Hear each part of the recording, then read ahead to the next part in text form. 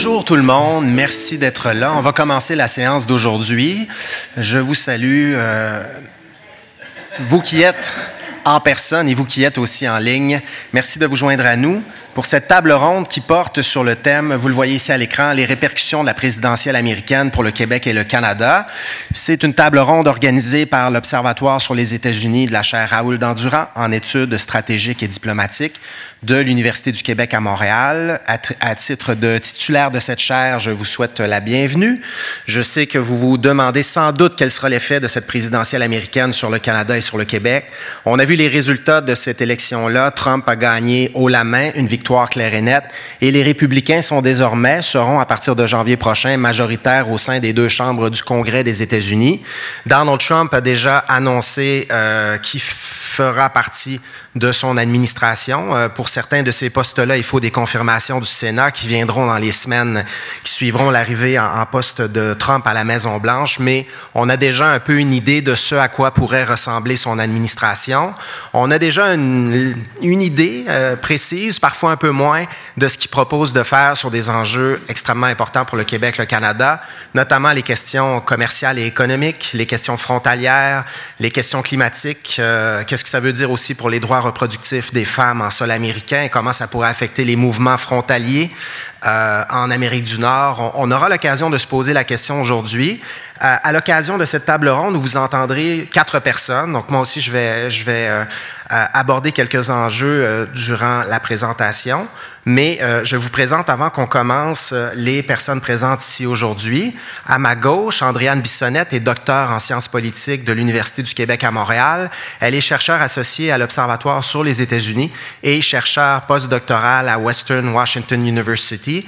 C'est à Bellingham, sur la côte ouest américaine, tout près de la frontière avec le Canada, tout près de Vancouver. Elle s'intéresse tout particulièrement aux questions migratoires, aux questions frontalières et, comme je le disais tout à l'heure, aux droits, aux enjeux liés à la santé reproductive. Elle nous parlera de ça aujourd'hui. Comment les politiques de Trump sur la frontière risquent de nous affecter ici au Canada et au Québec. Merci beaucoup, Andréane, d'être là. À sa gauche, Christophe Cloutier-Roy est également docteur en sciences politiques ici à l'Université du Québec à Montréal. Il est directeur adjoint de l'Observatoire sur les États-Unis et chargé de cours en sciences politiques dans plusieurs universités, dont à l'Université Laval où il donne 2 cours sur la politique américaine ces jours-ci. Merci beaucoup, Christophe, d'être là. Et il a co-dirigé, petite plug, un ouvrage qu'on a fait paraître en septembre qui porte spécifiquement sur les enjeux canado-américains. Les enjeux de cette relation-là, et on couvre là-dedans la présidence de Donald Trump, la première, et la présidence de Joe Biden. Et le titre de cet ouvrage, c'est « L'Amérique d'abord, le Canada ensuite ». Je pense que le titre donne une idée peut-être de ce qui attend le Canada, le Québec pour le 2e mandat de Trump. Et Andréane a aussi contribué à cet ouvrage-là sur les questions frontalières. Elle a un chapitre notamment sur l'enjeu de la circulation des médicaments à la frontière canado-américaine. Peut-être qu'elle abordera ça aussi aujourd'hui, on verra. Et Justin Massy, merci Justin d'être là, est professeur de sciences politiques ici à l'UQAM. Il est le directeur de notre département de sciences politiques. Il est également co-directeur du réseau d'analyse stratégique, un gros réseau de recherche qui travaille sur les questions militaires, notamment de défense, de sécurité internationale. Et ce sont ses spécialités. Il va aujourd'hui nous parler de ce que Trump veut dire, notamment sur les questions militaires et de défense, l'avenir de l'OTAN, le budget militaire du Canada, les demandes qui pourraient être formulées par Trump dans ce domaine. Et on voit aujourd'hui que ça brasse en Ukraine. Le président Biden a autorisé le président Zelensky en Ukraine à utiliser des missiles de longue portée pour frapper le territoire russe, donc une intensification de l'effort de guerre ukrainien suite à une autorisation du président Biden dans ce dossier. Quel est l'avenir de la guerre en Ukraine sous Trump? Quel sera le rôle du Canada dans ces enjeux? Justin Massy aura l'occasion de nous en parler aujourd'hui.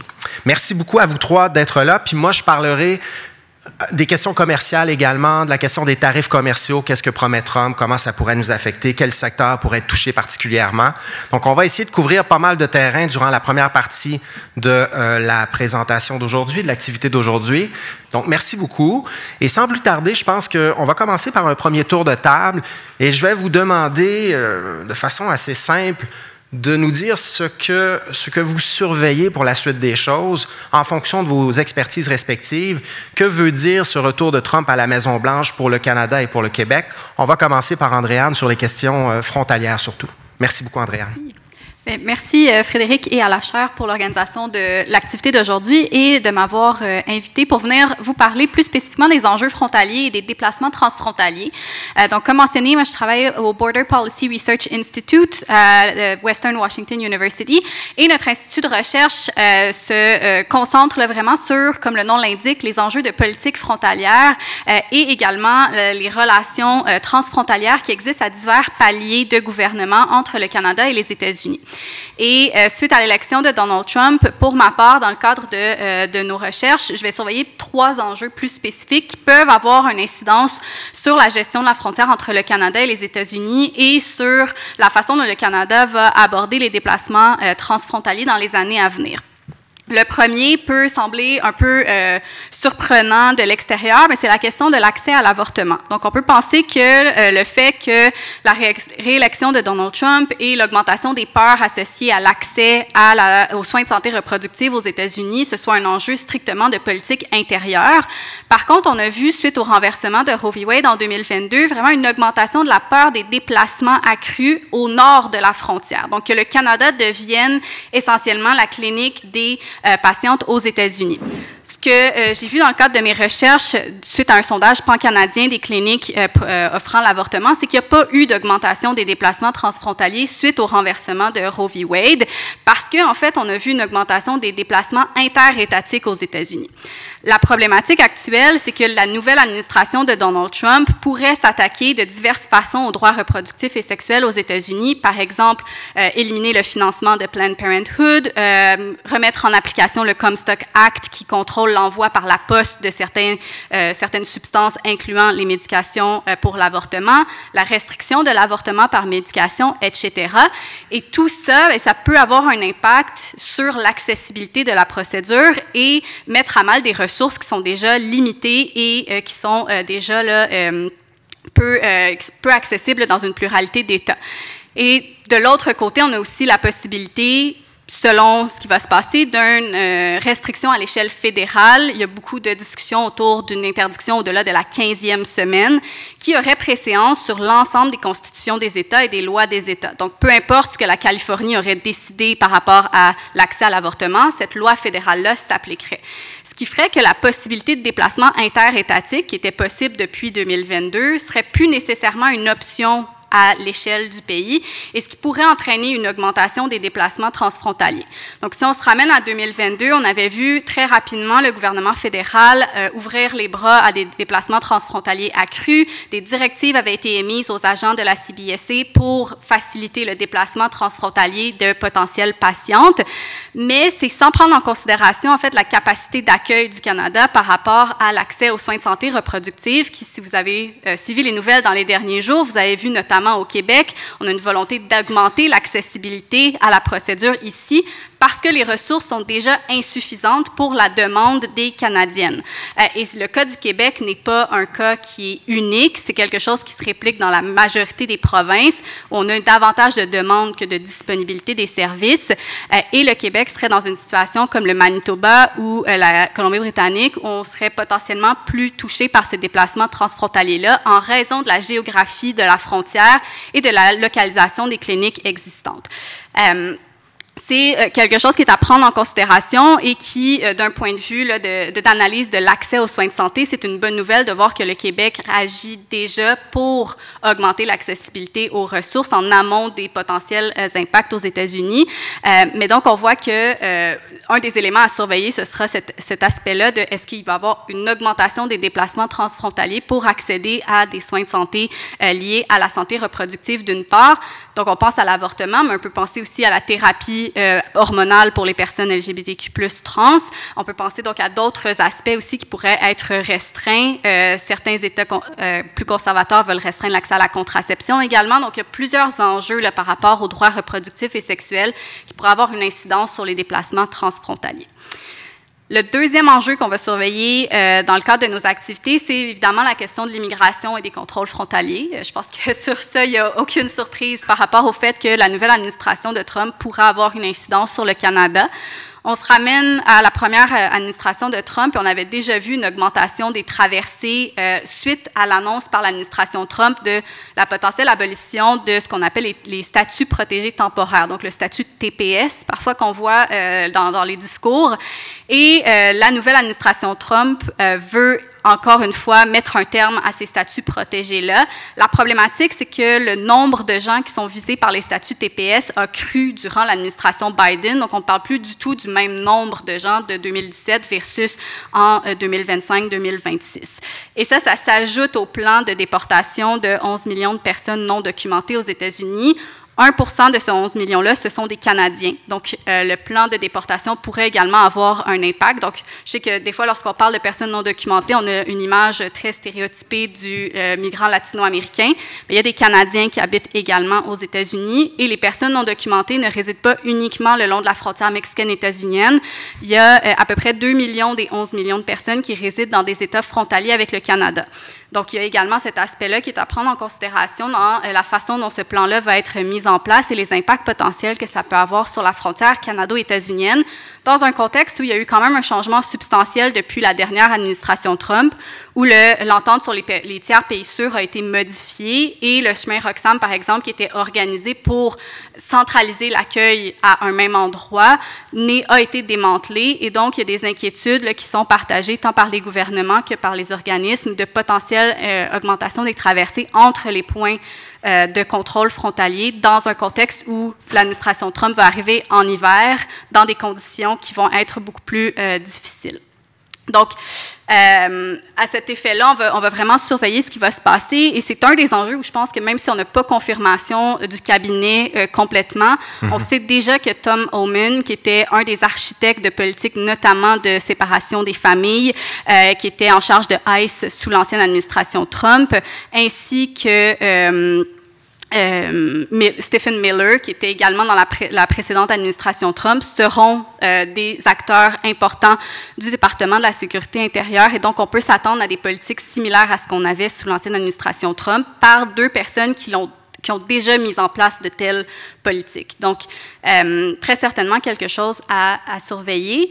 Mais pour finir et passer la balle sur une note peut-être un peu plus positive, une des activités, en fait, un des champs de recherche du Border Policy, c'est qu'on regarde aussi les relations, en fait, bilatérales à d'autres niveaux. Donc, pas uniquement Washington et Ottawa, mais on regarde dans le cadre du fédéralisme comment les États et les provinces vont collaborer, comment les villes frontalières collaborent également et quels sont les systèmes régionaux qui existent. Et dans ce cadre-là, on voit vraiment que le Canada, c'est le principal partenaire commercial de 34 États et le deuxième partenaire en importance de 9 autres États.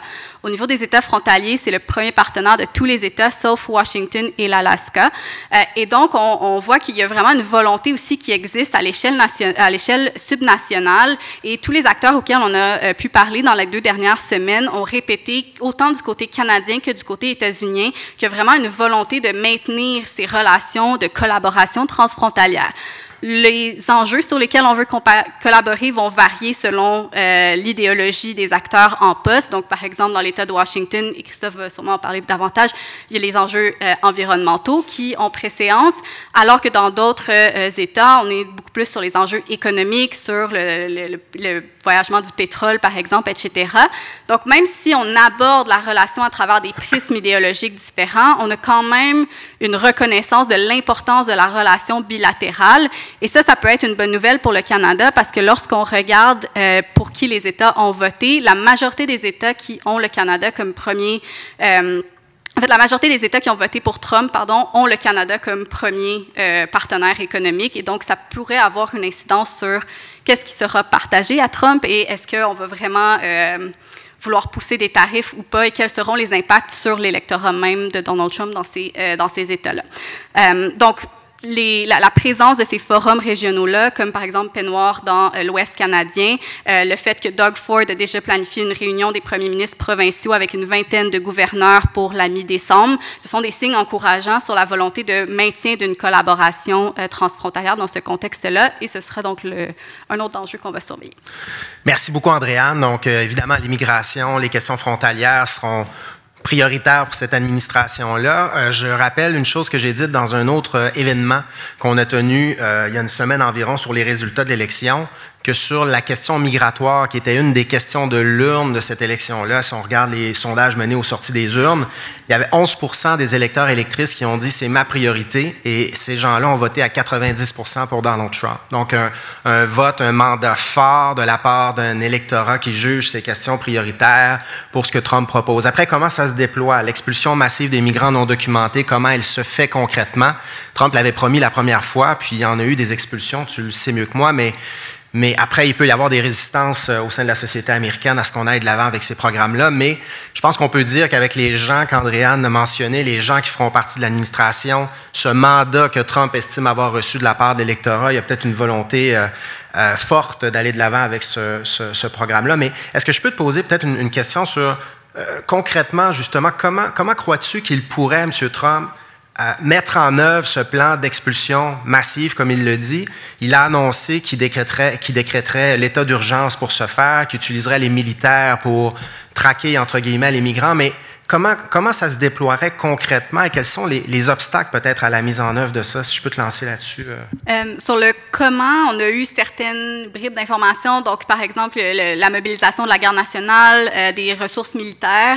Il y a eu également mention qu'on veut trouver les personnes non documentées, les amener soit sur des bases militaires ou dans des camps qui seraient construits et indépendamment, en fait, lever toute obligation juridique d'un traitement rapide des dossiers et de les détenir, en fait, dans ces endroits-là, peu importe le temps que ça prendra avant de pouvoir déporter la personne.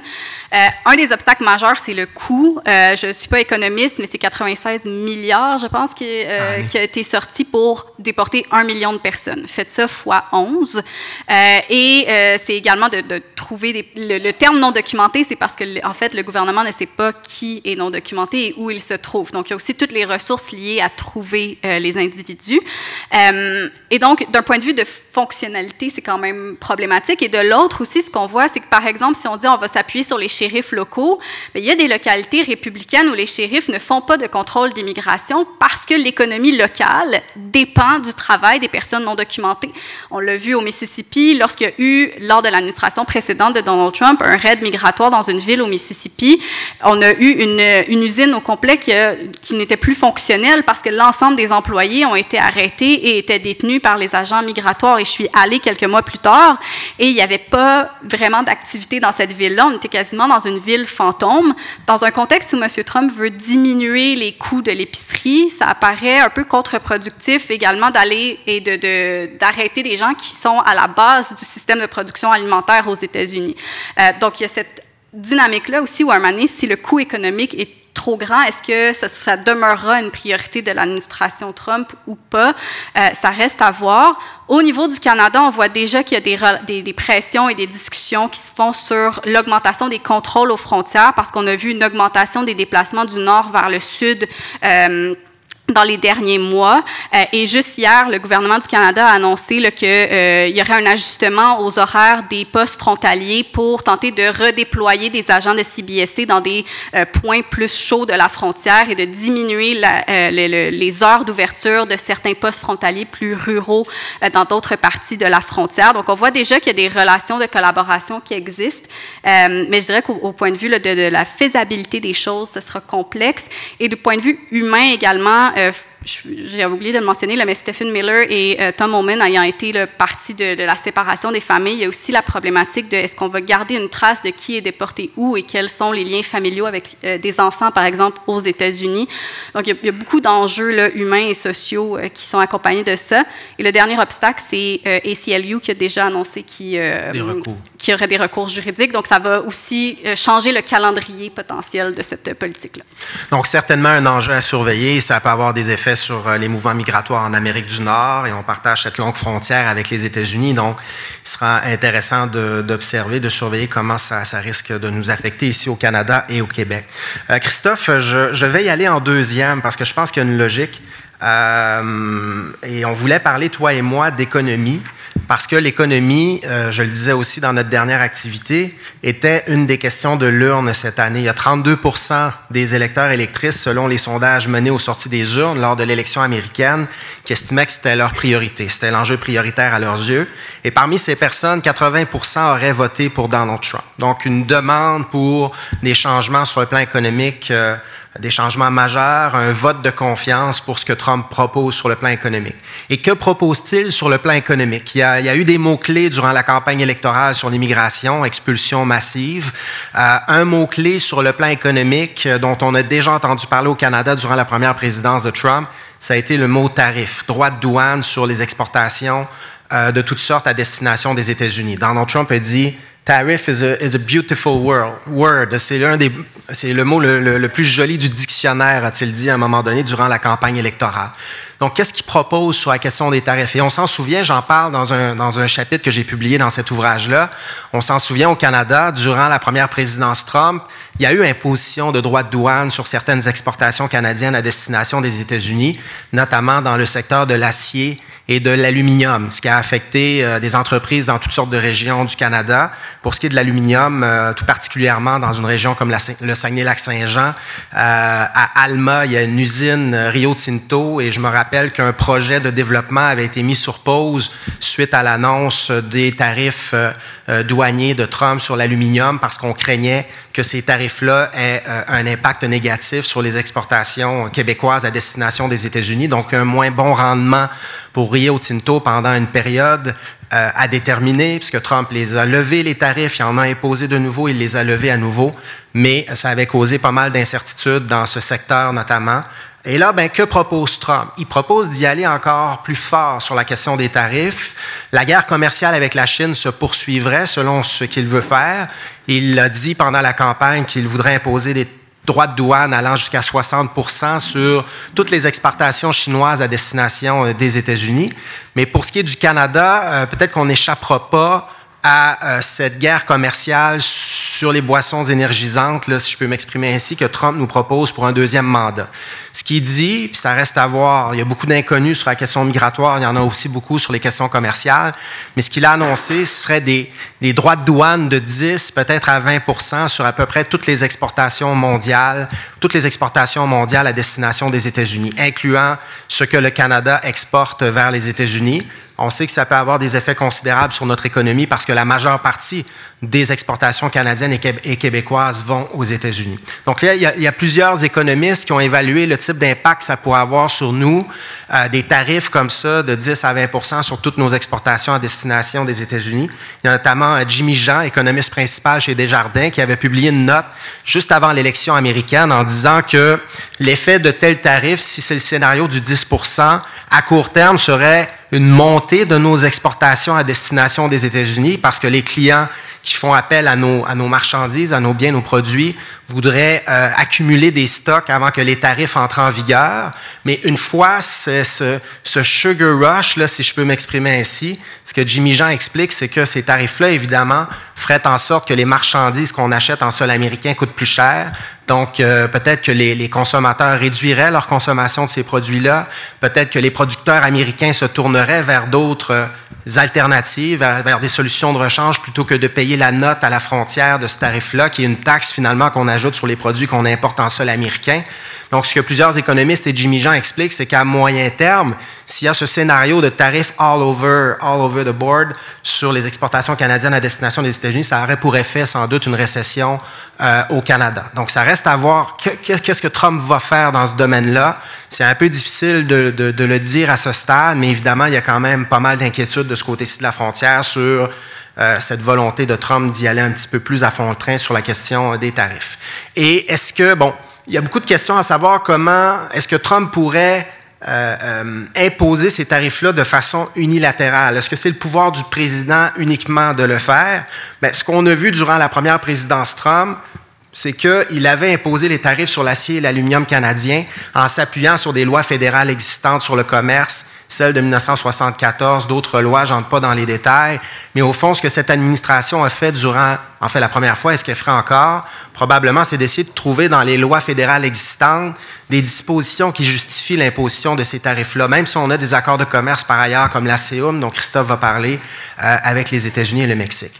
Lorsqu'il y a eu les premiers tarifs sur l'acier et l'aluminium canadien, Trump les avait justifiés au nom de la sécurité nationale, en s'appuyant sur des lois fédérales existantes qui disent, au fond, que le président peut faire ce genre de choses s'il estime que des exportations à destination des États-Unis peuvent affaiblir les États-Unis, rendre l'économie américaine moins productive, moins compétitive dans des secteurs d'activité qui peuvent être jugés essentiels à la sécurité nationale américaine. Donc, l'argument était de dire que si on n'a pas de capacité de production importante d'acier et d'aluminium en sol américain, bien, il est possible, si les États-Unis sont en guerre un jour, qu'ils n'aient pas individuellement la capacité de subvenir à leurs besoins pour maintenir la puissance militaire américaine en cas de besoin. Bon, Justin Trudeau avait dit que ça n'avait pas de sens, que c'était insultant de se faire dire, nous, Canadiens, que notre production d'acier et d'aluminium représente une menace à la sécurité nationale américaine. Vous vous rappelez que Trump avait quitté le rendez-vous du G7, c'était le G7, hein? G7 à Charlevoix, parce qu'on parle du G20 en ce moment, mais c'était le G7 à Charlevoix. Et il y avait eu cette bisbille entre Trudeau et Trump sur cette affaire-là. Et Trump en était venu à dire que les tarifs, il nous les imposait aussi parce qu'il jugeait que nous faisions preuve de pratiques commerciales déloyales dans toutes sortes de secteurs d'activité dont on va encore entendre parler durant un deuxième mandat Trump, notamment le secteur agroalimentaire et notre système de gestion de l'offre ici, qui, selon Trump, empêche les fermiers du Wisconsin et d'Upstate New York et d'autres États américains de profiter pleinement de l'accès au marché canadien pour leurs exportations de lait, notamment. Ça, c'est vraiment un enjeu que Trump avait à l'œil durant sa première présidence. Je pense qu'il va en parler encore probablement à l'approche peut-être de la renégociation de l'ASEUM. Christophe va en parler. Mais en gros, je vais peut-être terminer là-dessus. On ne sait pas encore ce que va faire Trump exactement s'agissant des droits de douane qu'il nous imposera. Est-ce que ce sera surtout un 10 % en partant? Peut-être. Hein? Ce qu'on sait de Trump, c'est qu'il aime se placer en position de force pour faire ce qu'il aime le plus au monde, négocier des deals. Hein? Il s'estime fin négociateur, bon négociateur. Et souvent, ce qu'il a fait durant son premier mandat sur le plan commercial, c'est d'y aller avec la totale en partant pour placer ses adversaires ou en fait ses interlocuteurs en situation de faiblesse sur la défensive pour obtenir assez rapidement des concessions de la part des autres acteurs à l'échelle internationale en échange d'un relâchement peut-être de ces tarifs qu'il imposerait peut-être au Canada d'entrée de jeu. Ça pourrait être l'approche, on ne sait pas encore, mais ça pourrait être l'approche, la totale au départ, peut-être en vue d'une renégociation de l'ASEUM où Trump dirait ben, on va laisser aller ça, mais à la condition que de votre côté, je ne sais pas, le système de gestion de l'offre, vous le reconsidériez, on ait encore un meilleur accès dans toutes sortes de secteurs à votre marché, etc., etc. Je terminerai sur une note un peu plus positive. Un peu comme Andréane, je pense qu'il faut rappeler que sur la question migratoire, il va y avoir en sol américain des résistances à ce que Trump propose. Andréane l'a bien expliqué. Et sur les questions commerciales aussi, je pense que c'est important de le dire, les tarifs, les droits de douane que Trump a imposés durant son premier mandat ne faisaient pas l'affaire de toutes sortes d'acteurs au sein de la société américaine qui y voyaient des effets négatifs sur leurs propres activités. Je donne souvent cet exemple-là. Ceux et celles qui boivent de la bière en canette, vous savez que cette canette, elle est en aluminium. Et s'il y a des droits de douane sur l'aluminium qui entre aux États-Unis, bien, la canette de bière que Coors vend ou la canette de bière que les microbrasseries du Vermont vendent aux clients américains, bien, elle coûte plus cher. C'est un coût de production supplémentaire. On passe la note, en fait, des tarifs aux consommateurs américains, aux entreprises américaines. Et il y a déjà des chambres de commerce aux États-Unis qui s'activent, qui vont continuer à s'activer pour expliquer à Trump que sa politique commerciale sur la question des tarifs, elle a aussi des effets néfastes sur les gens en sol américain. C'est inflationniste, finalement, alors que Trump dit qu'il veut lutter contre l'inflation. Donc, tout ça pour dire qu'il va y avoir des résistances. Il y en a eu durant le premier mandat de Trump à ses politiques en matière de droits de douane. Ça va être intéressant de voir comment ça se déploie, mais je pense que d'entrée de jeu, ça va être tout un défi pour les diplomates canadiens et les diplomates québécois.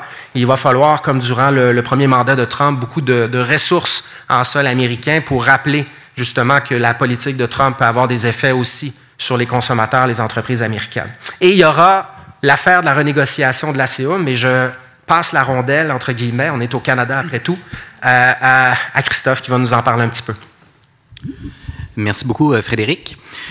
Donc oui, les tarifs sont un aspect de l'incertitude économique qui vient avec la réélection de Trump, mais également, évidemment, la renégociation de cet accord, le bien nommé Accord Canada-États-Unis-Mexique, qui a remplacé l'ALENA au terme du premier mandat de Trump.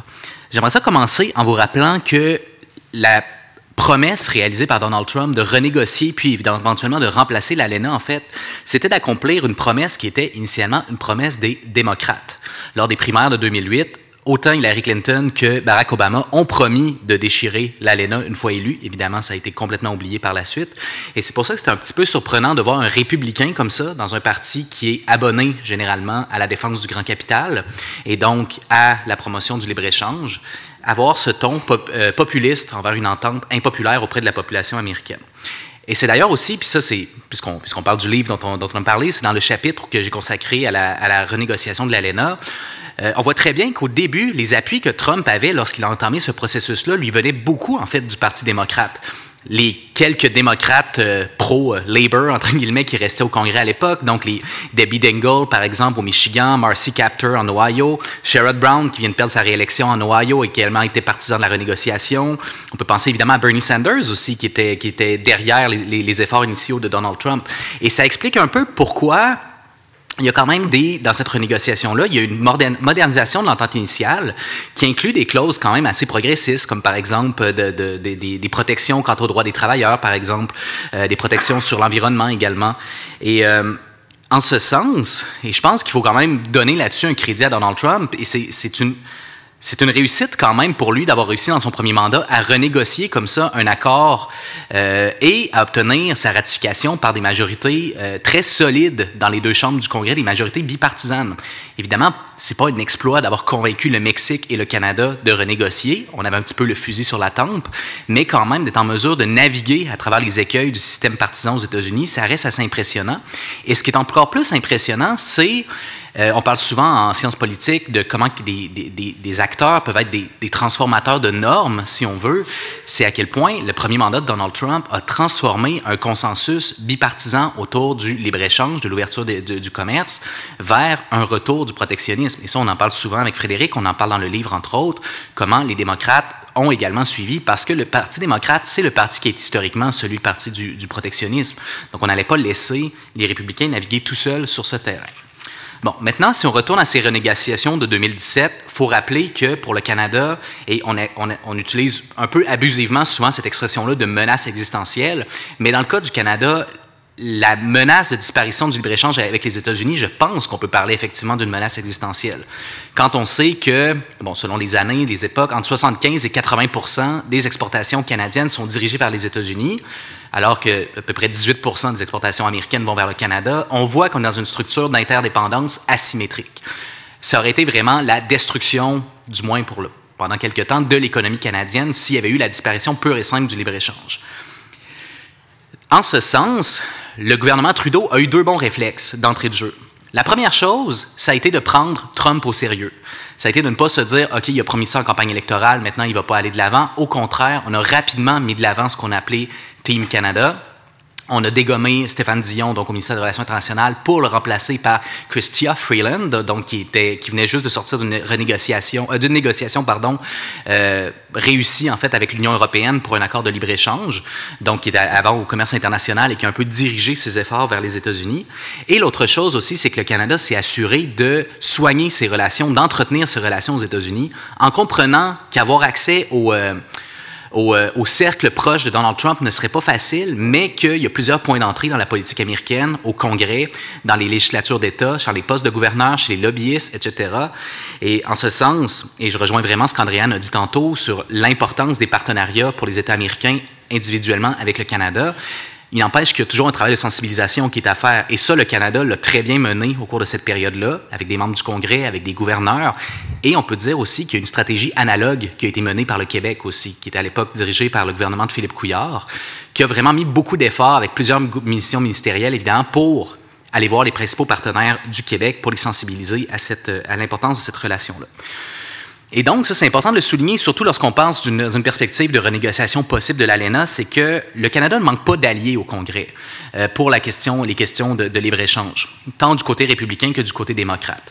Et je rappelle souvent cette anecdote-là, lorsque Frédéric et moi, on est allés faire du terrain en 2018, on a rencontré des lobbyistes en Ohio qui nous disaient « Oui, les Américains n'aiment pas NAFTA ou l'ALENA, mais il faut comprendre que dans l'esprit des Américains, NAFTA, ça veut dire Mexique. Le problème, d'un point de vue économique, pour la plupart des Américains, était surtout lié au Mexique. Donc, le Canada est vu souvent comme un allié, entre autres, pour la question de la protection des droits des travailleurs, par exemple. Donc, en ce sens, le Canada a beaucoup d'alliés. Dans les communautés, les États qui sont situés à proximité de la frontière, on dépend de frontières qui sont très fluides. Vous connaissez peut-être Elise Stefanik, qui vient d'être nommée ambassadrice des États-Unis, donc aux Nations Unies, qui représente, je ne sais pas si elle a démissionné encore, mais qui représente la 21e circonscription de l'État de New York, donc la ville de Plattsburgh. Stéphanie, qui est une partisane convaincue de Donald Trump, mais ça ne l'empêche pas de dire que le libre-échange avec le Canada est absolument vital pour sa circonscription. Elle n'a aucune honte à dire que Plattsburgh est la banlieue américaine de Montréal. Elle est très fière que des entreprises québécoises comme Bombardier et Novabus aient des usines dans sa circonscription. Et en ce sens, et on a vu aussi le poids de la défense qu'il y avait pour le Canada, c'est qu'en septembre 2018, on a eu l'annonce d'un premier accord bilatéral entre le Mexique et les États-Unis, qui excluait donc le Canada, et on a eu une levée de boucliers au Congrès, démocrates comme républicains, qui ont dit c'est inacceptable, on n'acceptera jamais de signer une entente qui n'inclut pas le Canada. Cela étant dit, ça ne veut pas dire qu'il n'y a pas des points irritants pour les Américains concernant la relation avec le Canada. Frédéric a fait mention de la question de la gestion de l'offre. Ça demeure évidemment toujours quelque chose qui est très frustrant. Donc, est-ce que ça va être une monnaie d'échange dans des renégociations? C'est très probable. Les questions d'exportation de l'hydroélectricité aussi, qu'on considère l'hydroélectricité québécoise comme étant peut-être injustement subventionnée. La question du bois d'œuvre, qui n'a pas été présente lors du mandat de Trump, mais qui est toujours évidemment quelque chose qui pend au nez. Donc, ces irritants-là subsistent et on doit les prendre en compte. Maintenant, pourquoi on parle de la renégociation de l'ACEUM?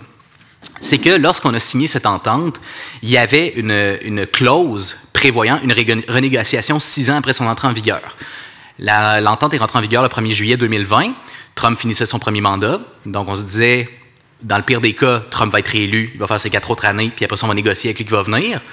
Dans le meilleur des cas, il va être battu, puis on va négocier avec son successeur par la suite. Je pense qu'il n'y a pas grand monde au Mexique et au Canada qui s'attendait à retrouver Donald Trump à négocier en 2026. Donc ça, c'est peut-être une moins bonne surprise pour le gouvernement Trudeau. Donc ce qui va se passer, en fait, ou le plus concret, ou le prochain gouvernement. Oui, je vais y revenir. Donc, ce qui va se passer, en fait, en automne 2025, c'est que le représentant au commerce des États-Unis, donc celui qui est chargé des négociations, va organiser des audiences publiques au cours duquel les Américains, donc soit des groupes de pression, des entreprises, des particuliers ou quoi que ce soit, vont faire entendre leur vue en ce qui a trait à la renégociation. Donc, quelles sont leurs priorités. Ensuite, en janvier 2026, donc 6 mois avant l'ouverture de la renégociation, le représentant au commerce des États-Unis va faire un rapport au Congrès et va dire quelles sont les positions de l'administration Trump en vue des renégociations. Les renégociations sont optionnelles, théoriquement. Cela étant dit, Donald Trump et, for the matter, Kamala Harris ont dit pendant la campagne qu'ils allaient entamer des renégociations et avertir leurs homologues mexicains et canadiens. Trump a dit qu'il voulait mieux protéger l'industrie automobile. C'est tout ce qu'on sait. On n'a absolument rien d'autre qui a été dit de ce que j'ai pu voir. Ça, c'était lors d'un rassemblement au Michigan, donc sans surprise, il parle de l'automobile. Mais tout peut être sur la table. La gestion de l'offre, est-ce qu'on va vouloir des questions de protection du marché américain contre les entreprises chinoises? Est-ce que ça va être, est-ce qu'on va réécrire le chapitre sur l'automobile pour l'adapter aux véhicules électriques, avec la question des pièces d'origine notamment, la question des minéraux critiques? Je sais que toi Frédéric, tu as un peu plus travaillé là-dessus. Donc tout ça, ça peut être sur la table. On ne le sait pas encore. Je finirai peut-être pas sur une note optimiste, aussi résolument optimiste, mais je vais quand même vous inviter à garder quelques éléments en tête. La première chose, c'est qu'on connaît très mal l'opinion des Américains concernant l'accord Canada-États-Unis-Mexique. Il y a un sondage qui a été mené en 2021, donc un an après l'entrée en vigueur, qui montrait que 80% des Américains considéraient que l'ACEUM bénéficiait économiquement aux États-Unis. Donc, si cette opinion n'a pas changé, c'est potentiellement une bonne nouvelle pour le Canada, pour le Mexique également. Donc, il n'y aura pas nécessairement une grande pression pour qu'on fasse une renégociation. Cela étant dit, les sondages nous montrent généralement, depuis l'arrivée de Trump, que les électeurs républicains ont davantage tendance à trouver que leur pays est perdant dans les relations de libre-échange. Est-ce que ça s'applique à l'ASEUM ou au contraire, on va se dire que l'ASEUM, c'est un des bons accords vu qu'il a été négocié par Trump? Ça reste à voir. Par ailleurs, l'ALENA a été négocié par les administrations George Bush I et Bill Clinton, pas par celle de Donald Trump, contrairement à l'ASEUM. C'est une marque de fierté pour Trump d'avoir conclu cet accord de libre-échange, donc en 2020, lors de son premier mandat. Je serais très surpris qu'il se lance en disant que c'est, comme il l'a fait avec l'ALENA, que c'est le pire accord de tous les temps. Je pense qu'on va plutôt avoir une rhétorique de dire, et c'est un peu ce que Frédéric suggérait tantôt, de dire on va aller chercher des améliorations ici et là. C'est possible qu'on ait une rhétorique qui est un peu jusqu'au boutiste au début. Là. Je suis d'accord avec toi que c'est pas mal sa stratégie habituellement, mais j'ai pas l'impression qu'on va nécessairement s'enligner vers une disparition pure et simple de l'accord. Enfin, la dernière chose qu'il faut dire aussi, c'est qu'on en sait peu sur les priorités de l'administration Trump 2. Je suis toujours un peu surpris de voir à quel point on blâme la défaite de Kamala Harris sur le fait qu'il n'avait pas de programme. Je veux dire, pouvez-vous me nommer le programme de Donald Trump pour son deuxième mandat? Honnêtement, à part les déportations massives, il n'y a pas grand-chose. Je vous l'ai dit, on ne sait pas exactement ce qu'il veut faire en termes de renégociation de l'ALENA. Et là, la question, c'est de savoir quelle quantité de capital politique va-t-il vouloir dépenser là-dessus? Si l'accord est populaire, pourquoi est-ce qu'il voudrait le risquer? Là où ça pourrait devenir hasardeux, c'est si on se retrouve dans une situation, par exemple, où Trump perdrait en popularité rapidement, par exemple, si on a une crise économique ou quoi que ce soit. Mais là, est-ce qu'on essaierait d'aller chercher une victoire facile en barouettant un petit peu les alliés, nominalement, canadiens et mexicains? C'est peut-être là qu'il y a peut-être un peu plus un danger. Mais ce qui est sûr, c'est que, et je vais terminer là-dessus, le gouvernement Trudeau a mis en place sa deuxième équipe Canada, dirigée cette fois par le ministre Champagne, qui est ministre du Commerce international, je pense. Innovation, OK, désolé. Donc, il y avait un article dans Le Devoir paru une semaine avant l'élection qui nous disait que cette équipe a déjà rencontré 46 gouverneurs, 70 sénateurs, qu'on a fait des visites dans 23 États. Donc, le travail de sensibilisation, déjà, il se fait. Mais, Frédéric l'a suggéré, qui sera au pouvoir rendu en 2025? On nous parle d'élections au printemps, probablement. Les sondages démontrent l'impossibilité statistique de la réélection de Justin Trudeau. On a déjà vu d'autres miraculés par le passé, mais justement, on n'appelle pas ça un miracle pour rien. Donc, je vous dirais que la grande inconnue, c'est de savoir comment un gouvernement Poilièvre, puisque c'est la plus probable, mais on ne sait pas, mènerait ces négociations-là. On en sait encore très peu là-dessus. Merci beaucoup, Christophe. Si on a le temps tout à l'heure, on reviendra sur la question de la lutte au changement climatique, de ce que Biden promettait en matière d'économie verte. Mais juste avant, j'ai l'impression, Justin, que dans toutes ces discussions-là, l'enjeu des dépenses militaires canadiennes, du rôle du Canada dans l'OTAN, de ce que le Canada fait comme puissance moyenne, si c'en est encore une, sur la plupart des questions internationales qui intéresseront Trump, ça pourrait être crucial aussi pour la suite des choses. J'aimerais t'entendre sur ces enjeux-là. Qu'est-ce que tu surveilles? Qu'est-ce que tu entrevois? Oui. Donc, sur les questions de défense, je crois que la principale priorité de l'administration Trump sera bien sûr la guerre en Ukraine. Je pense qu'il faut commencer avec ça. Et ça a été tellement saillant dans son discours de mettre fin, comme vous le savez, très rapidement. Il a dit en 24 heures, avec un coup de téléphone, a-t-il dit, plutôt caricaturalement, à cette guerre-là. Et contrairement aux autres dossiers que vous avez traités jusqu'à présent, les États-Unis de Donald Trump ne sont pas en position de force de cette négociation-là. Au contraire, il s'est positionné dans un coin en position de faiblesse, parce que il n'a jamais énoncé, évidemment, la méthode, le plan par lequel il serait en mesure d'arriver à une paix négociée dans ce conflit qui a atteint son 1000e jour aujourd'hui. Outre le fait qu'il imposerait possiblement une limite à l'aide militaire que les États-Unis offrent à l'Ukraine, et même s'opposerait à certaines libertés qui ont été annoncées là, depuis dimanche de frapper plus profondément dans le territoire. On a vu le futur conseiller de sécurité nationale, Mike Waltz, s'opposer à cette décision de Joe Biden. Donc, on peut penser qu'ils ont une approche restrictive en termes de soutien militaire à l'Ukraine, mais ce n'est pas suffisant pour mettre fin à cette guerre. Parce que pour qu'il y ait une négociation, il faut qu'il y ait concession mutuelle, à moins que ce soit des concessions unilatérales d'un des deux belligérants. Et c'est là où le principal scénario est le plus plausible de la position américaine, c'est que si on voulait mettre fin rapidement au conflit en Ukraine sur la base de l'énonciation des positions américaines de Donald Trump, ce serait par des concessions unilatérales ukrainiennes, ce qui voudrait dire accepter les positions maximalistes de la Russie.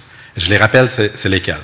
C'est la cession territoriale, donc la partition de l'Ukraine dans une partie qui est notamment contrôlée par les forces militaires russes, mais au-delà, la Russie souhaite le contrôle de villes qu'elle n'est pas présentement occupée par l'armée russe.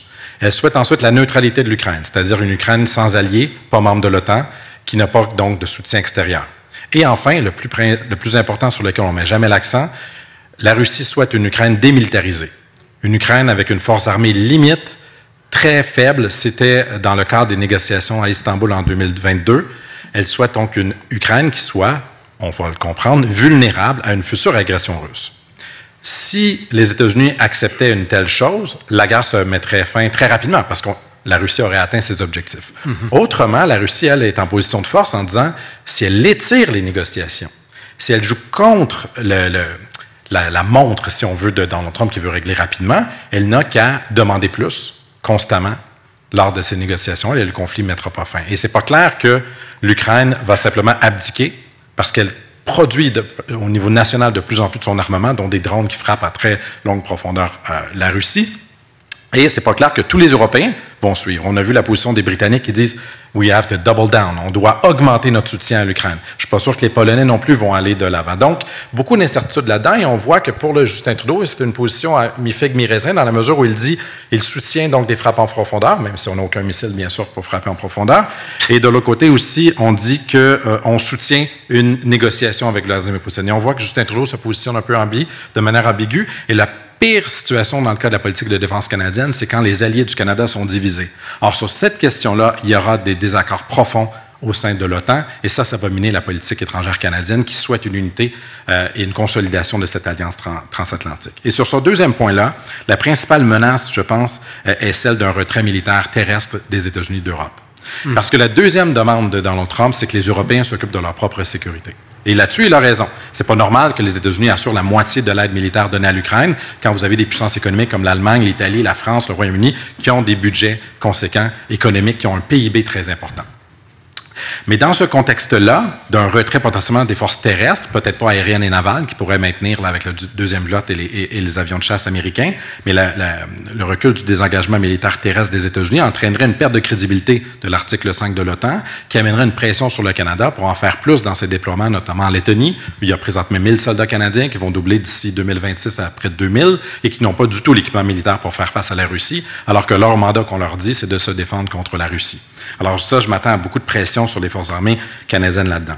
En matière de conflit, aussi rapidement, bien sûr, il y aura le conflit au Proche-Orient, où on devrait dire que l'élargissement de ce conflit-là, les positions de Donald Trump ont été d'un soutien unilatéral et sans ambiguïté à Israël, que ce soit pour des frappes à Gaza, au Liban ou en Iran, incluant les sites de production nucléaire de l'Iran. Si Israël se sentait libre de recourir à la force comme elle le souhaite, ça pourrait créer un embrasement dans la région, d'autant plus que Benjamin Netanyahu a un intérêt personnel à maintenir la guerre pour rester lui-même au pouvoir. Et ça créerait des tensions. Je peux aussi rapidement parler d'une guerre pour Taïwan qui serait possible dans la mesure où beaucoup des personnes qui sont projetées des candidats dans l'administration Trump sont des faucons sur la question chinoise et ça pourrait amener peut-être Taïwan à faire des déclarations malheureuses ou à prendre des positions malheureuses qui pourraient provoquer une action militaire, un blocus naval ou une intervention ponctuelle de la Chine. Mais de tous ces conflits géopolitiques-là à Taïwan, en Europe, au Proche-Orient, on revient toujours à la même chose du côté des répercussions pour le Canada, qu'il n'est absolument pas prêt. Ce qui est frappant, contrairement à la stratégie commerciale, où on a mis énormément d'énergie à travailler l'arrivée d'une administration Trump, il n'y a pas de stratégie équivalente en matière de défense. Quand Justin Trudeau est arrivé au sommet de Washington, donc de l'OTAN, en juillet dernier, il n'avait pas de plan d'atteindre la cible, la fameuse cible, qui est pas une cible, qui est un plancher de dépenses de 2% du PIB en défense, il n'en avait pas. Et la pression était tellement forte à une semaine avant l'événement qu'il a lancé une date, 2032. On ne sait pas exactement pourquoi 2031, 32, 33, il n'y a pas de plan exactement lié à ça. Et la seule chose qui a été mentionnée depuis qui pourrait permettre le Canada de l'atteindre, ce serait l'acquisition de sous-marins. Or, il est impossible pour le Canada d'acheter des sous-marins américains parce que les chantiers navals américains sont incapables de réussir même leur propre accord avec l'Australie et les Royaumes-Unis. Les principaux concurrents sont allemands, ils sont sud-coréens, ils sont possiblement suédois. Ce qui veut dire que les milliards, parce qu'on parle de 60, 80, peut-être 100 milliards de dollars à investir dans l'acquisition de sous-marins, n'iraient pas à l'industrie américaine. Et ça, je ne crois pas que ça satisferait.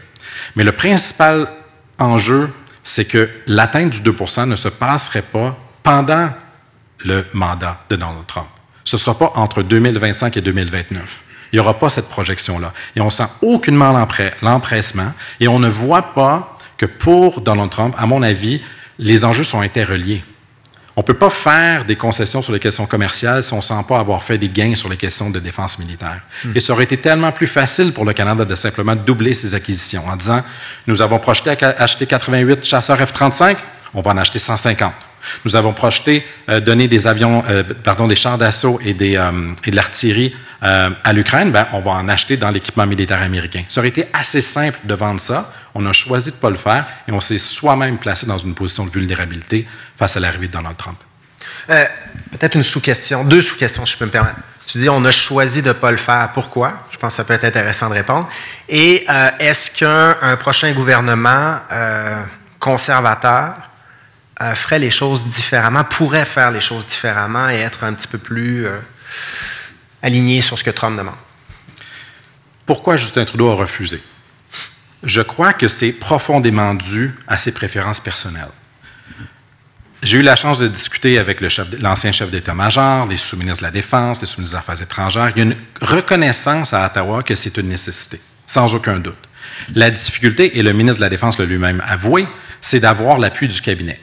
Et pour avoir l'appui du cabinet, il faut avoir l'appui du premier ministre. Et dans le bureau du premier ministre de Justin Trudeau, il n'y a personne qui est expert des questions internationales, des questions de sécurité internationale ou de géopolitique, et ce n'est pas un enjeu d'importance pour la personne même de Justin Trudeau, qui préfère les questions sociales, qui préfère les questions progressistes, qui préfère les compétences provinciales, pour être clair, que les compétences fédérales, que sont la sécurité nationale et la défense. On le voit aussi sur d'autres enjeux avec l'Inde, avec la répression transnationale qui a lieu, avec les tentatives d'assassinat contre des anciens ministres canadiens. C'est quand même gros ce qui se passe en matière de sécurité nationale au Canada, et on ne sent pas que c'est un empressement de ce gouvernement-là. Est-ce qu'il y a de l'espoir avec le futur probable, potentiellement, premier ministre du Canada, Pierre Poilievre? Ce qui est intéressant de Pierre Poilievre, c'est qu'il ne parle pas de l'Ukraine, il ne parle pas des questions de sécurité, il ne met que l'accent sur les questions d'inflation et de coût de la vie, parce qu'il sait que c'est ce qui préoccupe les Canadiens et que ça peut l'avantager électoralement. Mais même quand on regarde les positions de ses critiques en défense, par exemple James Busen et autres, qui ont récemment, je crois que c'était hier, émis un communiqué sur la guerre en Ukraine, on ne critique pas les sous-investissements canadiens en défense. On ne s'engage pas à atteindre le 2 % du PIB en matière de défense. On dit qu'on va travailler dans ce sens-là. Le même type de langage que Justin Trudeau a employé, on va continuer de travailler, de collaborer ensemble pour faire quelque chose possiblement. Toujours ce langage vaseux, creux. Pourquoi? Parce que la priorité, je crois, d'un futur gouvernement conservateur, ce ne sera pas les questions militaires, sauf si l'administration américaine le pousse à le faire, mais plutôt l'équilibre budgétaire. Alors, historiquement, comment on atteint l'équilibre budgétaire au Canada? Ce n'est pas en coupant les programmes sociaux, c'est en coupant la défense nationale.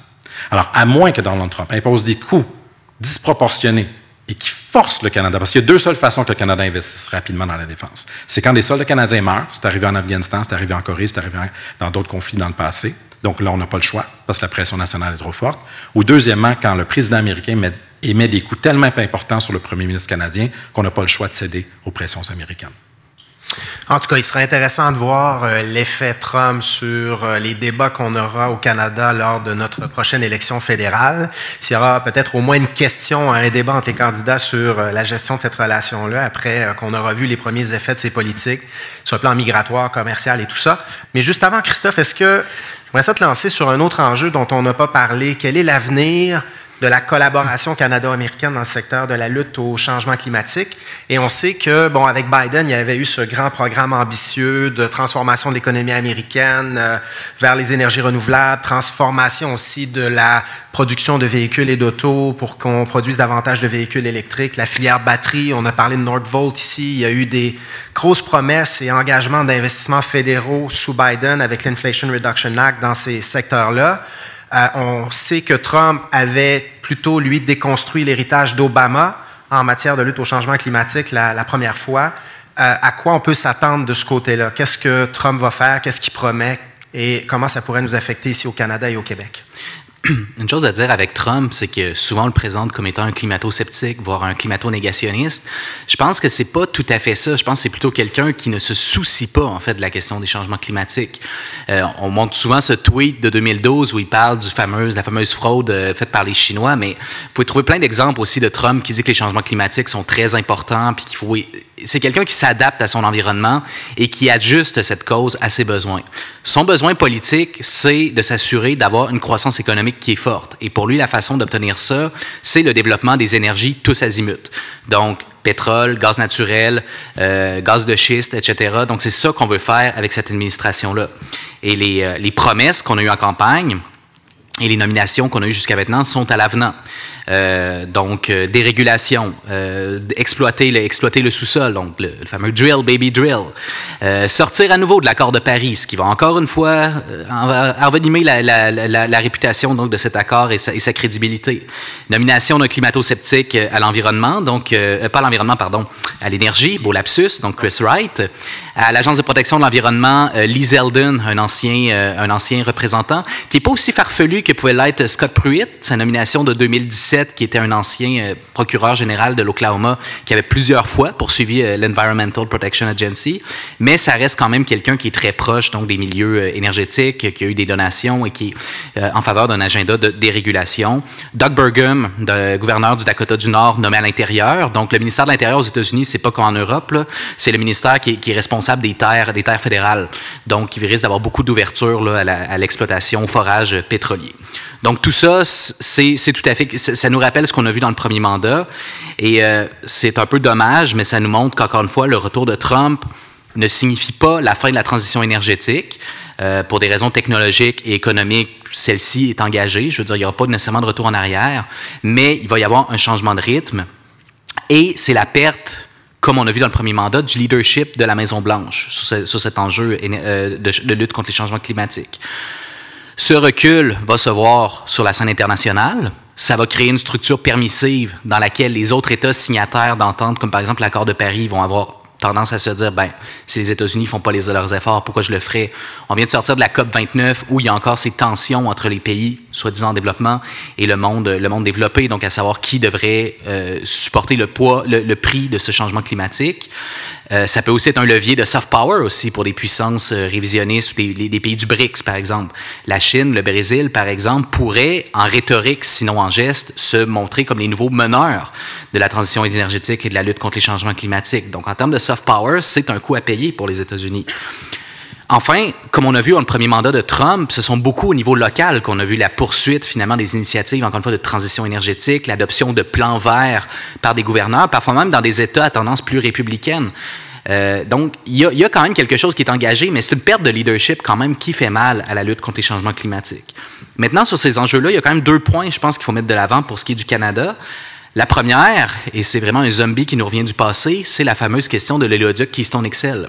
Donc, ce fameux projet d'oléoduc dont la demande de permis a été déposée pour la première fois en 2008, à l'époque où George W. Bush terminait son 2e mandat, par la compagnie TransCanada, devenue aujourd'hui TC Energy.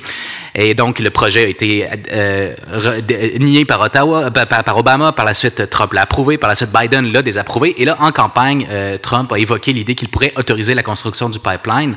Et si vous regardez les éditoriaux là, dans les journaux de l'Alberta, il y a beaucoup d'enthousiasme, et entre autres de la première ministre aussi, Danielle Smith, concernant la construction de pipeline. Il faut rappeler que le Canada et les États-Unis sont extrêmement interreliés, intégrés sur les questions énergétiques. Et donc,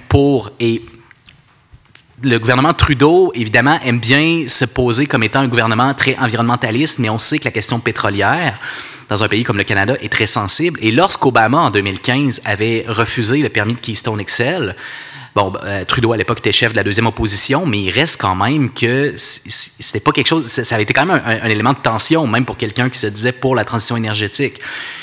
Et nul doute qu'avec un Pierre Poilievre et Donald Trump, ben là, on aurait vraiment une convergence de vues sur cet enjeu-là, sur le développement des ressources énergétiques.